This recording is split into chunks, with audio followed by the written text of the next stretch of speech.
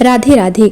आज हम जानेंगे कि हरितालिका तीज व्रत की पूजा में किन किन सामग्रियों की आवश्यकता होती है। हरितालिका तीज माता पार्वती और भगवान शिव को समर्पित अत्यंत पवित्र व्रत है। आइए जानते हैं कि हरितालिका तीज व्रत में किन किन वस्तुओं की आवश्यकता होती है। सबसे पहले भगवान शिव, माता पार्वती और भगवान गणेश की प्रतिमा रखना अनिवार्य है। इसके बाद पूजा के लिए एक साफ चौकी लें, उस पर स्वच्छ लाल या पीला वस्त्र बिछाएं। कलश, नारियल, आम या अशोक के पत्ते, गंगाजल, रोली, हल्दी, कुमकुम, चंदन, अक्षत, मौली, जनेऊ। इसके अतिरिक्त भगवान शिव की पूजा के लिए बेलपत्र, धतूरा, भांग, आँख के फूल, समी पत्र, सफ़ेद पुष्प, दूब, ताजे फूलों की माला। भगवान शिव के अभिषेक के लिए शुद्ध जल, गंगा जल, कच्चा दूध, दही, शहद, घी, शक्कर या मिश्री। पूजा में अर्पित करने के लिए मौसमी फल, नारियल, पान के पत्ते, सुपारी, लौंग, इलायची, बतासा, मिश्री, सूखे मेवे।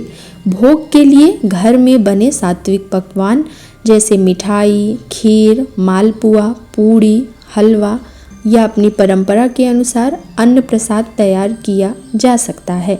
इसके अतिरिक्त धूप, दीपक, रुई की बाती, शुद्ध घी या तिल का तेल, कपूर, अगरबत्ती, घंटी।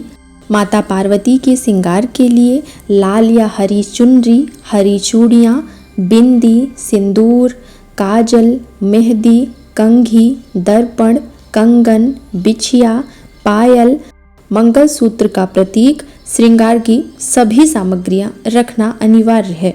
इसके अतिरिक्त हरितालिका तीज व्रत कथा की पुस्तक, शिव चालीसा, पार्वती स्तुति तथा आरती भी अपने पूजा की थाली में अवश्य रखें। पूजा पूर्ण होने पर माता पार्वती को सुहाग की सामग्री अर्पित करें और श्रद्धा पूर्वक प्रार्थना करें कि वो आपके जीवन में सुख, सौभाग्य, प्रेम और समृद्धि का आशीर्वाद प्रदान करें। हरितालिका तीज व्रत जल के बिना रखा जाता है। व्रत के दौरान अन्न और जल का सेवन वर्जित है। इस दिन बालू या मिट्टी से भगवान शिव और माता पार्वती की मूर्ति बनाई जाती है और उनका पूजन किया जाता है। पूजा के समय हरितालिका तीज व्रत कथा सुनी या पढ़ी जाती है।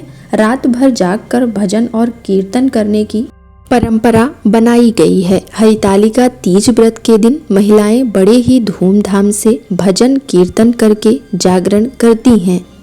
हरितालिका तीज व्रत हमें सिखाता है कि सच्ची भक्ति, धैर्य और समर्पण से जीवन में ईश्वर की कृपा प्राप्त हो सकती है। आध्यात्मिक दृष्टि से तीज का व्रत मन, वचन और कर्म की शुद्धि का माध्यम माना जाता है, जो साधक को सकारात्मक ऊर्जा, आंतरिक शांति और आध्यात्मिक उन्नति की ओर प्रेरित करता है। हरितालिका तीज व्रत में क्रोध, झूठ और कटु वचनों से बचना चाहिए। हरितालिका शब्द दो शब्दों से मिलकर बना हुआ है। पहला हरत, जिसका अर्थ है अपहरण या हरण। दूसरा आलिका, जिसका अर्थ है सहेली।